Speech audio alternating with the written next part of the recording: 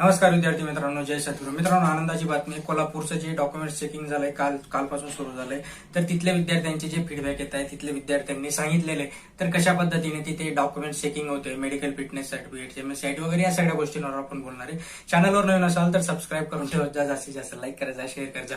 बघा, सर्वात महत्वाचं म्हणजे ज्या नागपूरवाल्यांनी सगळ्या विद्यार्थ्यांच्या डोक्यांमध्ये एक जवळपास टेन्शन भरून दिलं होतं की मेडिकल फिटनेस नाही, आम्ही तुम्हाला अपात्र करू, ज्या काही इतर गोष्टी असतील अजून, त्यांच्यामुळे विद्यार्थी नाराज झाले होते. एवढा मोठा जो विद्यार्थ्यांचा मॉप आहे तो नाराज झाला होता. बट नंतर झालं नाशिक नंतर ठाण्याचं, शहापूरचं, सगळ्यांच्या ठिकाणी तिथे कोणीही मेडिकल सर्टिफिकेट्स आत्ता मागितलेलं नाहीये.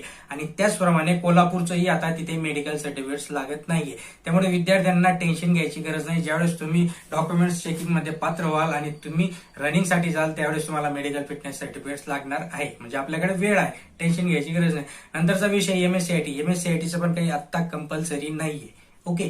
आणि नंतर विषय की ज्या तुमच्या डॉक्युमेंट्स मध्ये काही करेक्शन असतील, काही स्पेलिंग मिस्टेक असेल, काही असेल, जर तुम्ही तिथे आता ऍफिडेव्हिट सबमिट केलं तर ओके, नसेल तर ते आता तुमच्याकडनं लिहून घेत आहे की आम्ही नंतर तुम्हाला नावामध्ये करेक्शन करून द्याल. सो त्यावेळेस पण आपल्याला वेळ, म्हणजे ह्या गोष्टींना आपल्याला वेळ मिळालेला आहे. मी बहुतेक विद्यार्थ्यांना परत काय सांगतो की तुम्ही शेवटपर्यंत ही जी भरती चालू आहे तिच्यामध्ये थांबा, मध्ये कुठेही स्टॉप करू नका. तुमचं जर डॉक्युमेंट्स मध्ये क्लिअर नसेल तरी तुम्ही जा. नंतरचा विषय, मला 1-2 विद्यार्थ्यांचे परत मेसेज आले होते की आमच्याकडे बोर्ड सर्टिफिकेट्स नाहीये किंवा मार्कशीट नाहीये. तर दोघांपैकी एक जरी असलं तरी तिथे चालतंय मित्रांनो. म्हणजे तुमच्याकडे 10वीचं फक्त मार्कशीट आहे, बोर्ड सर्टिफिकेट्स नाहीये तरी चालेल.